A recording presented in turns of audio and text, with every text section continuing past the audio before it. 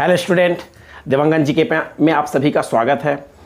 दोस्तों हम जो है छत्तीसगढ़ में लोक कला और संस्कृति पढ़ रहे हैं, जिसमें मैं सावन माह के त्यौहार से लेके भाद्र माह के त्यौहार को पढ़ा रहा हूं। आज हम भाद्र माह में जो त्यौहार बचा हुआ है, लास्ट त्यौहार, उसको हम कवर करने की कोशिश करेंगे। उम्मीद कर रहा हूं कि इससे पहले जो भी हमने छत्तीसगढ़ में पढ़ा आप सभी को बहुत अच्छा लगा और बहुत अच्छे से समझ में आया होगा। दोस्तों आज की क्लास में जो हम पढ़ने जा रहे हैं बहुत ही इंपॉर्टेंट है एग्ज़ाम की दृष्टि से, और जितने भी हम छत्तीसगढ़ में पढ़ेंगे सभी एग्ज़ाम में कोई ना कोई एग्ज़ाम में आपको इससे पहले जो भी एग्ज़ाम हुआ होगा उस सभी में एग्ज़ाम में आपको कोई ना कोई एग्ज़ाम में दिखाई देगा या दिया होगा। तो और आने वाले समय में जो भी एग्ज़ाम होना है उसमें भी ऐसे क्वेश्चन जो हैं यहाँ से जो भी हम वीडियो में अपलोड करने जा रहे हैं वो सभी आपको मिल जाएंगे। ठीक, तो चलिए आज हम लेट ना करते हुए शुरू करते हैं। छत्तीसगढ़ की लोक कला एवं संस्कृति के अंतर्गत हम इससे पहले क्या पढ़े थे? इससे पहले हमने पढ़े थे भाद्र माह में आने वाले त्यौहार। तो भाद्र माह में आने वाले त्यौहार में हमने क्या क्या पढ़ा था? तो भोजली सबसे पहले देखे थे, जो भाद्र माह के कृष्ण पक्ष के प्रथमा से शुरू होता है, पहले दिन से। उसके बाद फिर बहुरा चौथ देखे थे, भाद्र माह के कृष्ण पक्ष की चतुर्थी से ही शुरू होता है। उसके बाद फिर हल षष्ठी देखे थे, भाद्र माह के कृष्ण पक्ष की षष्ठी को शुरू होता है, एक दिन बाद जस्ट चतुर्थी के। उसके बाद फिर हम देखे थे पोला, जिसको पोरा भी बोलते हैं, भाद्र माह की अमावस्या को होता है वो। ठीक, हरतालिका भाद्र माह के शुक्ल पक्ष की तृतीया को होता है। ठीक, कृष्ण पक्ष जैसे ही समाप्त होता है, ठीक, अमावस्या लगती है, अमावस्या के बाद फिर कृष्ण पक्ष क्या बोलते हैं, शुक्ल पक्ष की प्रथमा द्वितीया, फिर तृतीया को होता है। फिर करम पर्व देखे थे, भाद्र माह के शुक्ल पक्ष के प्रथमा से एकादशी तक चलता है। ये सभी को हम डिटेल देख चुके हैं। उसके बाद फिर हम देखे थे नवाखाई, भाद्र माह के शुक्ल पक्ष नवमी से पूर्णिमा तक ये चलता है। तो ये सभी हमने डिटेल में देखा था। अगर आपको आज का वीडियो और अच्छे से समझना है तो इसके पहले का जो भी वीडियो हमने अपलोड किया हुआ है, जो भी त्यौहार का मतलब छत्तीसगढ़ की लोक कला एवं संस्कृति के अंतर्गत, वो सभी को आप जाके एक बार अच्छे से चैनल में जाके क्या करिए, देखिए, आपको बहुत अच्छे से समझ में आएगा। उसके बाद फिर इसको आप पढ़ते हैं तो मैं सोचता हूँ कि अच्छे से आपके दिमाग में सेव हो जाएगा। तो चलिए आज हमारे पास जो बचा हुआ है भाद्र माह का लास्ट त्यौहार बचा हुआ है धनकुल, उसको हम देखते हैं। ठीक है, तो ये जो है धनकुल जो है भाद्र माह के शुक्ल पक्ष की तृतीया को मनाया जाता है। जैसे हरतालिका हम मनाते हैं इधर हमारे छत्तीसगढ़ के मैदानी इलाकों में भाद्र माह के शुक्ल पक्ष के तृतीया के दिन, तो सेम यहाँ पर भी धनकुल जो है मनाया जाता है। इसको बस्तर का तीजा कहा जाता है धनकुल को, तो हम उसी को देखेंगे। या भाद्र माह के शुक्ल पक्ष के तृतीया को मनाया जाता है। ठीक, बहुत इंपॉर्टेंट है। धनकुल को बस्तर का तीजा भी कहा जाता है। तो डायरेक्ट क्वेश्चन अगर आपसे उठा के पूछता है कि मतलब कौन से पर्व को, निम्न में से कौन से पर्व को बस्तर का तीजा कहा जाता है, तो इसका एक ही आंसर है धनकुल। ठीक है, याद रखिएगा। इस दिन विवाहित स्त्रियां ग्राम देवी की पूजा करती है। जैसे हम इधर मैदानी क्षेत्रों में तीजा में या हरतालिका में शिव पार्वती की पूजा करते हैं स्त्रियां, जो विवाहित स्त्रियां रहती हैं, सेम वैसी टाइप की यहाँ पर भी ग्राम देवी जो रहती हैं उनकी क्या किया जाता है, पूजा किया जाता है। ठीक, धनकुल के आयोजन के लिए एक स्थल तैयार किया जाता है। धनकुल के आयोजन के लिए एक स्थान का चयन किया जाएगा और वहाँ पर चयन होने के बाद वहाँ पर क्या किया जाता है, तो याद रखिएगा उस स्थल में स्त्रियों द्वारा 3 वस्तुएं ले जाया जाता है। ठीक है, जैसे ही मतलब स्थल तैयार होता है तो स्थल तैयार होने के लिए जो भी विवाहित स्त्रियां रहती हैं वो जो है 3 वस्तुएं ले जाना अनिवार्य रहता है। तो 3 वस्तुओं कौन कौन सा है, तो याद रखिएगा घड़ा, सूपा और धनुष। ये पेपर में आ सकता है और आ चुका है। ठीक है, याद रखिएगा धनकुल में 3 वस्तुएं जो विवाहित स्त्रियां रहती है, ठीक है, ले जाती है। तो मतलब उसके लिए कौन सी 3 वस्तुएं ले जाती है, कौन कौन सी, तो याद रखिएगा घड़ा, सूपा और धनुष। ठीक, उसके बाद फिर है धनकुल के दिन स्त्रियां जो है धनकुल की कथाएं सुनती है। जैसे शिव पार्वती की पूजा होती है, शिव पार्वती की कथा सुनते हैं रात में हरतालिका के दिन, तो वैसी टाइप का यहाँ पर भी क्या किया जाता है, जहाँ पर भी घड़ा, सूपा, धनुष को ले जाया जाता है उस स्थल पर, जहाँ पर भी एक स्थल का चयन किया जाता है कि यहाँ पर हम क्या करेंगे, कथा का वाचन करेंगे, सुनेंगे। ठीक है, और यहाँ पर हम क्या बोलते हैं, ग्राम देवी की पूजा करेंगे।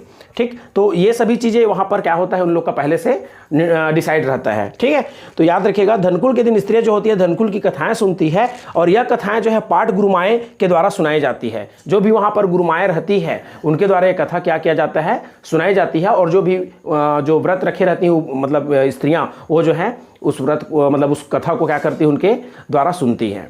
ठीक, तो याद रखिएगा बहुत ही इंपॉर्टेंट है। और यहाँ पर एक धनकुल जो है एक प्रकार का वाद्य यंत्र से संबंधित है, और धनकुल नामक वाद्य यंत्र का जो आविष्कार जो है कौन सी जनजाति ने किया था, तो ये भी याद रखना, हलबा जनजाति ने किया था। धनकुल एक प्रकार का क्या है, वाद्य यंत्र है, परंतु यहाँ पर धनकुल जो है पर्व के नाम से भी मनाया जाता है, याद रखिएगा। ठीक, बस्तर में तो इसमें सबसे ज़्यादा इंपॉर्टेंट यही है कि धनकुल नामक वाद्य यंत्र का आविष्कार किसने किया था, तो हल्बा जनजाति ने किया था। और धनकुल जो है किससे संबंधित है, तो बस्तर के तीजा से संबंधित है, याद रखिएगा। और ये भी शुक्ल पक्ष के तृतीया को ही मनाया जाता है। जैसे हम छत्तीसगढ़ के मैदानी इलाकों में हरतालिका या तीजा जो है भाद्र महीने के शुक्ल पक्ष की तृतीया को मनाते हैं, तो सेम उसी दिन भी इन लोग भी क्या करते हैं, बस्तर में वहाँ की जो स्त्रियाँ रहती हैं वो भी ग्राम देवी की पूजा करती है, आराधना करती है और साथ ही साथ धनकुल पर्व मनाती है। ठीक, तो याद रखिएगा। और घड़ा, सुपा और धनुष, ये 3 वस्तुएं जो है वहाँ पर एक स्थल में जहाँ पर उनका चयन होता है, जहाँ पर वो पूजा पाठ करने जाती हैं, वहाँ पर इनको लेकर जाना अनिवार्य रहता है। तो ये बहुत ही इंपॉर्टेंट है। ठीक, तो याद रखिएगा। आज के क्लास में हमने देखा भाद्र माह में आने वाले त्यौहार, ये कंप्लीट हो रहा है। उसके बाद फिर हम देखने जा रहे हैं अश्विन माह, जिसको भाद्र माह के बाद क्या आता है, अश्विन या कुंवार, तो उस माह में आने वाले त्यौहार। तो अश्विन माह में आने वाले त्यौहार में सबसे पहले पर ही नंबर पर ही आता है पितृपक्ष या श्राद्ध पर्व। ठीक है, तो ये पितृपक्ष या श्राद्ध पर्व है क्या, तो आपको सबको पता होगा, जिसको पितर पाख बोलते हैं, पूरा 15 दिन रहता है। ठीक है, तो ये जो होता है क्या होता है, यह अश्विन माह के संपूर्ण कृष्ण पक्ष में होता है। मतलब कृष्ण पक्ष जैसे ही शुरू होगा अश्विन महीने का, या कुंवार महीना जैसे ही शुरुआत होता है, तो प्रथमा कृष्ण पक्ष के पहला दिन से लेकर पूरा अमावस्या तक क्या होता है, ये पितृपक्ष का कार्यक्रम जो है शुरू होता है, याद रखिएगा। तो इस दौरान क्या होता है, इस दौरान होता क्या है, जैसे मान लीजिए कोई भी दिवंगत आत्माएं रहती है, या जो भी उसी को ही पितर कहा जाता है, और उस दिन क्या होता है, जिस दिन या जिस तिथि को उनका मतलब देहावसान हुआ रहता है, उसी दिन उनको याद करके उनको सम्मान देते हुए उनका क्या किया जाता है, श्राद्ध कर्म किया जाता है। तो देखते हैं हम आगे क्या होगा। यह आश्विन माह के संपूर्ण कृष्ण पक्ष को होता है। ठीक है, इस दौरान बड़ा बोबरा सुहारी बनाया जाता है। ठीक, घर के सदस्य जिस दिन दिवंगत होते हैं उसी तिथि में उन्हें तर्पण दिया जाता है। ठीक, मैंने अभी जैसे कहा, जिस दिन मान लीजिए पंचमी के दिन या नवमी, जैसे मान लीजिए अष्टमी के दिन कोई देहांत हो गया किसी के बुजुर्ग, तो उस दिन उसको क्या किया जाएगा, पितर के महीने में, मतलब अष्टमी के दिन उनको मतलब ये बड़ा बोबरा सुहारी और जो भी मतलब पकवान है उसको बनाकर उन्हें तर्पण दिया जाएगा। ठीक है, याद रखिएगा। उसके बाद फिर नवमी के दिन, इसमें सबसे रोचक बात यह है कि नवमी के दिन माताओं को, पंचमी के दिन जो बच्चे रहते हैं उनको, और अकाल मृत्यु जिनका हुआ रहता है मान लीजिए उनको, उन पितरों को चतुर्दशी के दिन तर्पण किया जाता है। मतलब नवमी के दिन माताएं, भले वो किसी भी तिथि में मतलब उनका देहावसान हुआ हो, नवमी के दिन माताओं को याद किया जाता है उस दिन। और जो बच्चे रहते हैं, मतलब जिनका शादी नहीं हुआ रहता, या कुंवारी बोल सकते हैं या कुंवारा बोल सकते हैं, उस दिन पंचमी के दिन उनको याद किया जाता है, उस दिन उनको तर्पण दिया जाता है। और जो अकाल मृत्यु जिनकी हुई रहती है सामयिक, ठीक है, तो उस दिन चतुर्दशी के मतलब उनको चतुर्दशी के दिन तर्पण दिया जाता है। तो ये जो है पितर पक्ष जो होता है, याद रखिएगा, अश्विन महीने या कह सकते हैं कुंवार माह के संपूर्ण कृष्ण पक्ष के दिन इसको मनाया जाता है। ठीक, तो ये थोड़ा सा ध्यान में रखना। ठीक, अब हम देखते हैं छत्तीसगढ़ का मतलब अश्विन माह का दूसरा पर्व। अश्विन माह का दूसरा पर्व क्या है, तो दूसरा पर्व है जीवतिया पर्व। दरअसल जीवतिया पर्व जो है छत्तीसगढ़ के मैदानी अंचल में ये दिखाई नहीं देता, और न ही क्या बोलना चाहिए, छत्तीसगढ़ के दक्षिण अंचल में भी दिखाई नहीं देता, मतलब बस्तर अंचल में। ये जो है छत्तीसगढ़ के उत्तरी भाग में विशेष रूप से दिखाई देता है, खास करके सरगुजा और कोरिया जिला में। ठीक है, दरअसल जीवतिया पर्व है क्या, तो देखिए यह पर्व प्रमुख रूप से सरगुजा एवं कोरिया जिले में अश्विन माह के कृष्ण पक्ष की अष्टमी को मनाया जाता है। ठीक है, याद रखिएगा, यह पर्व जो है मुख्य रूप से सरगुजा एवं कोरिया जिले के में अश्विन माह के कृष्ण पक्ष की अष्टमी को मनाया जाता है, अश्विन माह के कृष्ण पक्ष की अष्टमी को। ठीक, इस दिन होता क्या है, माताएं अपनी संतान की मंगल कामना हेतु व्रत रखती है, उनकी दीर्घायु के लिए, लंबी आयु के लिए। ठीक है, और इस दिन शिव पार्वती की क्या होती है, पूजा होती है। तो ये जीवतिया पर्व जो है किस पर्व से संबंधित है, अगर मान लीजिए एग्जाम में आता है, तो जीवतिया पर्व जो है शिव पार्वती की पूजा विधान से संबंधित है, और इसे माताएं जो हैं अपने पुत्र की या पुत्रियों की, अपने संतान की लंबी आयु या उनकी कुशल कामना के लिए इस व्रत को रखती है या इस पर्व को मनाती है। और ये विशेष रूप से कहाँ पर दिखाई देता है, छत्तीसगढ़ के उत्तरी अंचल सरगुजा और कोरिया जिले में। तो ये इंपॉर्टेंट है एग्जाम की दृष्टि से। जीवतिया पर्व निम्न में से कहाँ मनाया जाता है, तो ऑप्शन में अगर रहता है सरगुजा कोरिया, तो आपको बिल्कुल सरगुजा कोरिया को ही आपको लगाना है। ठीक है, उसके बाद फिर हम देखते हैं शरद पूर्णिमा। शरद पूर्णिमा जो होता है मतलब ये जो होता है अश्विन माह की पूर्णिमा को मनाया जाता है। शरद पूर्णिमा को आश्विन माह की जिस दिन पूर्णिमा लगती है, पूर्णिमा का मतलब होता है शुक्ल पक्ष जब चलते रहता है। कृष्ण पक्ष पहला दिन से, कोई भी महीने का पहला दिन कृष्ण पक्ष से शुरू होता है। कृष्ण पक्ष के प्रथमा से लेके अमावस्या तक 15 दिन, फिर दूसरा जो 15 दिन बचेगा उस महीने का तो शुक्ल पक्ष शुरू होता है। शुक्ल पक्ष से लेके प्रथमा से लेके 15वां दिन तो पूर्णिमा कहलाता है। तो उसे दिन ही क्या बोलते हैं, मतलब आश्विन माह की पूर्णिमा के दिन ही मनाया जाता है। इस दिन होता क्या है, जनरली तौर पे ये माना जाता है या ऐसी मान्यता है कि खीर बनाया जाएगा। खीर बनाने के बाद उसको छत में मतलब उसको लटका दिया जाएगा या रखा जाएगा। ये मान्यता है कि उस दिन क्या होता है, अमृत बरसता है, ऐसी धारणा रहती है हम लोगों के दिमाग में। इसलिए इस त्यौहार को क्या किया जाता है, शरद पूर्णिमा के दिन हर घर में खीर बनता है। ठीक है, तो याद रखिए इसी चीज़ को मैंने लिखा है यहाँ पर। इस दिन घरों के छतों में खीर बनाकर रखा जाता है। ऐसा माना जाता है कि उस दिन उस खीर में अमृत बरसेगा। और उसके बाद फिर सवेरे सवेरे सभी उसको स्नान करने के बाद उसको प्रसाद के रूप में क्या करते हैं, घर में सभी सदस्य जो हैं ग्रहण करते हैं। ठीक है, तो शरद पूर्णिमा जो है कब मनाया जाता है, तो याद रखिएगा अश्विन माह की पूर्णिमा के दिन इसको सेलिब्रेट किया जाता है। उसके बाद फिर है चौथे नंबर पे है चरु यात्रा। ये बहुत ही इंपॉर्टेंट हो सकता है एग्जाम की दृष्टि से। चरु यात्रा का मतलब होता क्या है, हवन के लिए पकाया हुआ भोजन।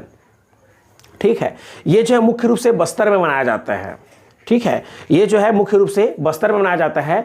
दरअसल होता क्या है, चरु यात्रा में जैसे मान लीजिए कार्तिक और आश्विन के महीने के बीच में फसल की कटाई होती है। जैसे ही फसल की कटाई हो जाती है तो फसल की कटाई होने के बाद खेत में जाके वहाँ ग्रामीण लोग खेत में जाकर वहाँ पर साफ़ सफाई करते हैं। साफ़ सफाई करने के बाद वहाँ पर गोबर से उसको अच्छे से छिड़काव करके या गोबर से उसको लिपाई पुताई करके उसको वहाँ पर श्रद्धापूर्वक भोजन पकाते हैं। और साथ ही साथ पहले पूजा पाठ किया जाता है, उसके बाद फिर भोजन पकाया जाता है। और पहले पूजा पाठ में क्या होता है, पूजा पाठ में बलि दी जाती है, बकरे की, मुर्गे की, ठीक है, और कबूतर की, इन तीनों की बलि दी जाती है। बलि देने के बाद ही वहाँ पर उसको क्या करते हैं, भोजन के रूप में पकाया जाता है। भोजन के रूप में पकाने के बाद ही भोजन को ग्रहण किया जाता है। और इस त्यौहार में या इस पर्व में स्त्रियां जो हैं, मतलब उस स्त्रियों के लिए प्रवेश जो है वर्जित रहता है। ये इसलिए ये जो है सबसे ज़्यादा इंपॉर्टेंट हो जाता है। ठीक है, तो याद रखिएगा। तो इसमें सिर्फ पुरुष ही मतलब इस पर्व को मनाते हैं, चरु यात्रा को। और ये जो है बस्तर अंचल में विशेष रूप से मनाया जाता है, याद रखिएगा। तो ये कब मनाया जाता है, अगर मान लीजिए पेपर में आता है तो आप ये ध्यान में रख लेना, अश्विन और कार्तिक माह में ही ये फसल कट जाने के बाद ही मनाया जाता है। मतलब एकदम से डायरेक्ट हम ये नहीं बोल सकते कि ये जो है किसी ऐसे बुक में दिखाई तो नहीं देता कि सिर्फ अश्विन माह में मनाया जाएगा। जनरली तौर पे जैसे ही अश्विन माह और कार्तिक माह में क्या होता है, फसल कटता है। ठीक है, किसी का फसल जल्दी भी कट जाता है अश्विन माह में, या किसी की फसल कार्तिक माह के लास्ट में भी कटता है। तो उसी के बीच में इसको क्या किया जाता है, बस्तर अंचल में मनाया जाता है। फसल कटने के बाद ही मनाया जाता है, फसल कटने के पहले नहीं मनाया जाता। ठीक, और इस पर्व में स्त्रियों को क्या रहता है, प्रवेश वर्जित रहता है। ग्रामीण जो होते हैं बस्तर अंचल के, फसल जैसे ही कटता है तो खेतों में जाके एक स्थल का चयन करते हैं, साफ़ सुथरा जगह चयन करेंगे, उसको गोबर से लिपाई पुताई छिड़काव जो भी है उसको करेंगे। उसके बाद फिर ही पूजा पाठ करने के बाद पशुओं की बलि दी जाती है। उसके बाद भी ये पर्व को क्या किया जाता है, मनाया जाता है। यहाँ तक कि ये सुनने में आता है कि वहाँ पर जो भी भोजन पकाते हैं, भोजन को घर भी नहीं लाते प्रसाद के रूप में, वहीं पर ही उसका क्या करते हैं, उपयोग करते हैं भोजन का। ठीक, या उसी पर वहीं पर ग्रहण करते हैं। तो ये भी बहुत ही इंपॉर्टेंट है चरु यात्रा अपने आप में। ठीक, उसके बाद फिर हम देखते हैं कोरा पर्व। कोरा पर्व क्या है, तो कोरा पर्व जो होता है मुख्य रूप से कोरवा जनजाति के लोग इसको मनाते हैं। ठीक है, कोरा पर्व जो होता है मुख्य रूप से कौन सी जनजाति के लोग इसको मनाते हैं, तो याद रखिएगा कोरवा जनजाति के लोग। पेपर में डायरेक्ट उठा के पूछ सकता है, निम्न में से कोरवा जनजाति के लोग कौन सा पर्व मनाते हैं, तो कोरा पर्व। या कोरा पर्व निम्न में से कौन सी जनजाति के लोग के द्वारा मनाया जाता है, तो याद रखिएगा आप कोरवा जनजाति के द्वारा। ठीक है, ये जो पर्व भी है इसी की भांति एक प्रकार से, परंतु थोड़ा सा अंतर इतना ही है इसमें कि यहाँ पर क्या होता है, इस पर्व को मनाने के लिए कोदो की फसल को कटने के बाद एक पर्व को मनाया जाता है। ठीक, कोदो कुट की नाम सुने होंगे। ठीक, तो कोदो की फसल जैसे ही कट जाती है उसके बाद ही इस पर्व को वहाँ के निवासियों के द्वारा या कोरवा जनजाति के द्वारा इस पर्व को मनाया जाता है। तो ये जो है बहुत ही इंपॉर्टेंट है। तो हम देखें इसके पहले हम देखें दूसरे नंबर पे जीवतिया पर्व, उसके बाद फिर शरद पूर्णिमा, फिर चरु यात्रा, फिर कोरा पर्व। ये सभी अश्विन माह में मनाया जाने वाला पर्व है। ठीक, एग्ज़ाम की दृष्टि से बहुत ही इंपॉर्टेंट है। ठीक है, याद रखिएगा। इसके पहले हमने क्या देखा, पहले नंबर पे पितृपक्ष देखा, मतलब जहाँ पर श्राद्ध पर्व या पितृपक्ष जो भी चला 15 दिन तक का उसको देखे। उसके बाद फिर जीवतिया पर्व, फिर शरद पूर्णिमा, फिर चरु यात्रा और कोरा पर्व। तो ये जो है आश्विन माह या कुंवार माह में आने वाले जितने भी त्यौहार हैं। इसके बाद फिर हम देखने जाएंगे कार्तिक माह में जितने भी त्यौहार होते हैं, ठीक है, उसको हम क्या करेंगे, अध्ययन करेंगे। तो आज की क्लास में बस इतना ही। बाकी में नेक्स्ट क्लास में आप बने रहिएगा वीडियो में। नेक्स्ट क्लास में जो भी आपको उससे चर्चा होगी वो बिल्कुल आपके लिए फ़ायदेमंद रहेगा और एग्ज़ाम की दृष्टि से बहुत ही ज़्यादा इंपॉर्टेंट रहेगा। ठीक।